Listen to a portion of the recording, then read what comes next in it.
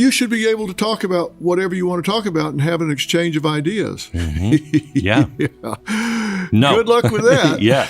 Good luck with that. It doesn't work that way. Dr. Phil just turned the tables on woke culture during a live TV episode, and it was a sight to behold. He stepped up and called out the absurdity of cancel culture, questioning why it's okay for feelings to overshadow facts. With every word, he dismantled the notion that we should tiptoe around sensitive topics, reminding us all that free speech matters. We have the First Amendment protecting free speech, and we're muzzling each other.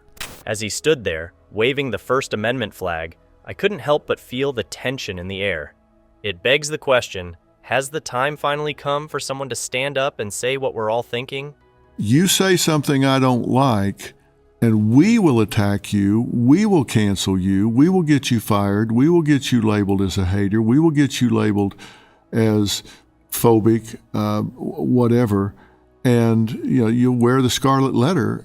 Dr. Phil has thrown his hat into the ring when it comes to defending free speech, and honestly, it's refreshing. In a world where expressing an opinion that strays from the mainstream can lead to a digital mob ready to pounce, Phil stands firm in the belief that everyone should have a voice.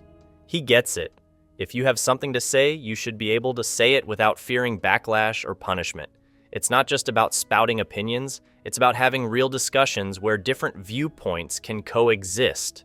That's the vibe, right? It's a fundamental part of what makes America, well, America. Percentage of people that are afraid to express their opinion has tripled since 1950. So in the last 75 years. And in a climate where some people are more concerned with feelings than facts, Phil calls out the absurdity of it all. He highlights how people get vicious when someone dares to say something that doesn't fit the woke narrative. It's like they forget that disagreement doesn't equal hatred. Instead of engaging in constructive debate, these self-proclaimed guardians of social justice are ready to unleash a torrent of insults, threats, and, let's be honest, the most creative kinds of online harassment. Phil's message is clear. We need to embrace free speech, not squash it under a pile of outrage. If we can't express ourselves, where does that leave us? Just a bunch of yes men? No thanks. Canceling often happens to celebrities or public figures, and in these cases, canceled means attempts to block someone from having a prominent public platform or career. The cancel culture phenomenon has taken the world by storm, and not in a good way. It's wild how quickly someone can go from social media darling to persona non grata for simply expressing a differing opinion. 1 minute you're on top of the world, and the next you're facing the wrath of the woke mob, all because you didn't follow the unspoken rules of political correctness. The level of outrage can feel like a scene from a dystopian movie where any hint of dissent gets you sent to the proverbial guillotine. Relax a bit, people. It's okay to disagree. 62% of the people, I mentioned that before, say they're afraid to say anything for fear of getting these vile attacks. Dr. Phil points out how crazy this whole cancel culture has become, especially for those who, let's face it, are just trying to have a conversation. This isn't just about big names. Everyday people can lose their jobs and friendships over a misplaced comment or a tweet from years ago. Seriously, it's like we've lost the ability to understand that people can change, grow, and learn from their mistakes. Instead of offering a chance for dialogue, the woke crowd opts for the nuclear option, which only fuels division and hostility. Should I stop saying that? No, not you. Because you're mom and mom? No, not you per se. I'm just saying as far as it's being taught. Me, anybody. If that was our experience, yours is mom and mom, I'm happy to say mom and mom, but why would mom and dad be on the don't say list? But why is mom and dad offensive to your sensibilities? The whole mom and dad debacle is a prime example of just how far this wokeness has gone. I mean, seriously, why can't we just say mom and dad? It's a basic part of life. Dr. Phil raises an eyebrow at this one, and honestly, who wouldn't?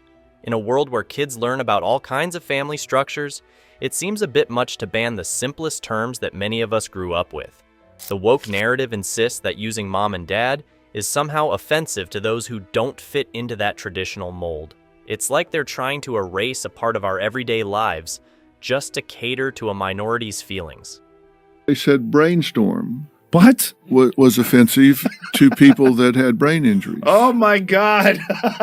That it was an ableist thing. Oh, well, if you have a fucking brain, if you move and walk, if you're brainstorming, you're using your brain. Is running offensive?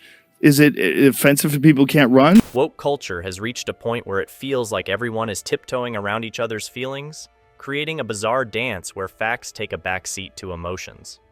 Dr. Phil isn't having any of it, and honestly, I'm with him.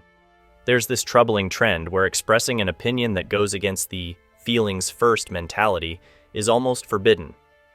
Voice a differing viewpoint, and you might as well have committed a crime.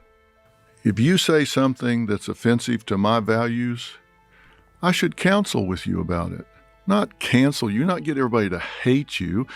You know, you see somebody that says something on Twitter or says something in an interview that is offensive to some group, and all of a sudden you start reading the messages they get. It's like, I hope you get ass cancer and die, you son of a bitch. I'll cut your throat. I'll come to your house and kill children.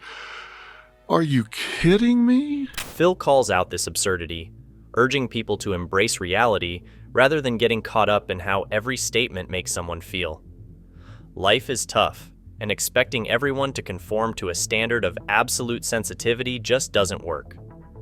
Phil reminds us that it's okay to feel upset, but we must also recognize that facts matter and should not be overshadowed by emotions.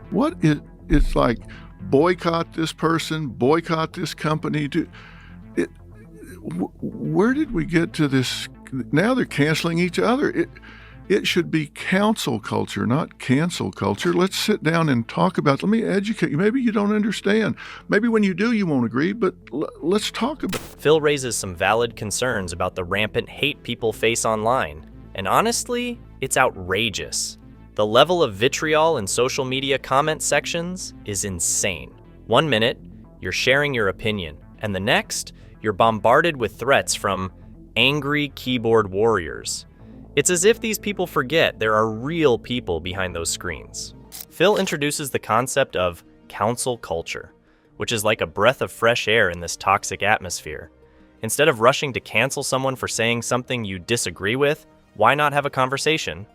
It sounds simple, yet it feels revolutionary these days.